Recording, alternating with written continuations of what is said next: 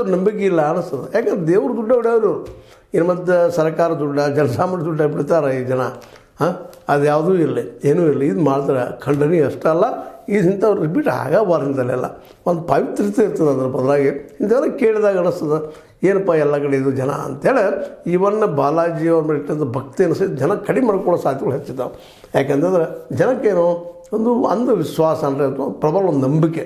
ಇಲ್ಲಪ್ಪ ದೇವ್ರ ಧ್ಯಾನ ನಮ್ಮನ್ನು ಉದ್ಧಾರ ಮಾಡ್ತಾನೆ, ಒಳ್ಳೇದು ಮಾಡ್ತಾನೆ, ನಾವು ಬದುಕಬೇಕು, ಒಳ್ಳೆ ಬದುಕನ್ನು ಮಾಡಬೇಕು, ಅಷ್ಟೇ ನಮ್ಮ ಗಳಿಕೆನೂ ಆಗಬೇಕು ಅನ್ನುವಂಥ ಆಸೆಯಿಂದ ಇವೆಲ್ಲ ದೇವಾಲಯಕ್ಕೆ ಹೋಗ್ತಾ ಇರ್ತಾರೆ. ಇವತ್ತು ಶ್ರೀಶೈಲ ಇರ್ಬೋದು, ಬಾಲಾಜಿದು ಇರ್ಬೋದು, ತಿರುಮಲ ಇರ್ಬೋದು, ಅದೇ ಕಾಲ ಧರ್ಮಸ್ಥಳ ಇರ್ಬೋದು, ಮತ್ತು ಇನ್ನೊಂದು ಯಾವುದೋ ಕ್ಷೇತ್ರಗಳು ಇರ್ಬೋದು.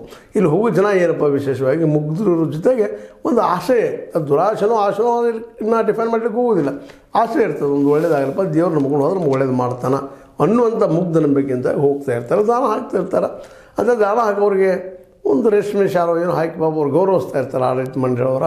ಬಟ್ ಅದರಲ್ಲೂ ಸಹ ಗೋಲ್ಮಾಲ್ ಮಾಡೋದನ್ನು ಗಮನಿಸಿದಾಗ ಇಂಥದ್ದು ಬೇಕಾ ಅನ್ನುವಂಥದ್ದು. ಅಲ್ಲಿಯ ಭ್ರಷ್ಟಾಚಾರ ನಿಗ್ರಹ ದಳದಿಂದ ಅಂದರೆ ECBಯಿಂದ ತನಿಖೆ ಮಾಡಿಸಿದ್ದಾರೆ. ಈಗ ಸುಳ್ಳು, ಅವ್ರು ರೇಷ್ಮೆ ಇವಲ್ಲಪ್ಪ, ಶಲ್ಯಗಳಲ್ಲ ಅನ್ನುವಂಥ ಮಾತುಗಳು ಕಂಡು ಬರ್ತಾಯಿದ್ದು, ಕೇಳಿ ಬರ್ತಾಯಿದ್ದಾವೆ. ಅದ್ರ ಮುಂದೆ ಏನು ಅಂದರೆ ಮುಂದೆ ಅವರು ಶಿಕ್ಷೆ ಕೊಡಿಸೋದು ಮತ್ತು ಅದನ್ನು ಪ್ಯೂವರ್ ರೇಷ್ಮೆಗಳಿಂದ ತಯಾರು ಮಾಡಿ ಶಲ್ಯವನ್ನು ಹಾಕುವುದು, ಇದು ಸರಳವಾದ ಸತ್ಯ ಮತ್ತು ನೇರವಾಗಿ ನಡೆಯುವಂಥದ್ದು. ಇನ್ನು ನೀವು ಮಾಡಿದವ್ರಿಗೆ ಎಷ್ಟು ಮಟ್ಟಿಗೆ ಶಿಕ್ಷೆ ಆಗ್ತದೆ, ಏನಾಗ್ತದೆ, ಎಂತ ಆಗ್ತದೆ, ಅದು ಮುಂದಿನ ದಿನದಲ್ಲಿ ನೋಡುವಂಥದ್ದು. ಅದರ ತನಿಖೆಯಿಂದ ಸ್ಪಷ್ಟತೆ ಆಗ್ಯದ. ಹೌದು ಇಲ್ಲಿ ನಡೆದ ಭ್ರಷ್ಟಾಚಾರ ನಡೆದು ಅಂತೇಳಿ. ಹಾಗೆ ನಮ್ಮ ಧರ್ಮಸ್ಥಳದಲ್ಲೂ ಇವತ್ತು ತನಿಖೆ ಆಗಬೇಕಾಗಿದೆ. ಇವೆಲ್ಲ ನಿರಂತರ ಕೊಲೆಗಳಾಗ್ತಾ ಹೋಗ್ತಾ ಇದ್ದಾವೆ, ಮತ್ತೇನೋ ಆಗ್ತಾಯಿದೆ, ನೋಡ್ತಾ ಇದ್ದೀವಿ ನಾವೆಲ್ಲರೂ. ಅದಕ್ಕೂ ಒಂದು ಇವತ್ತು ಸಿಗಬೇಕಾಗಿದೆ.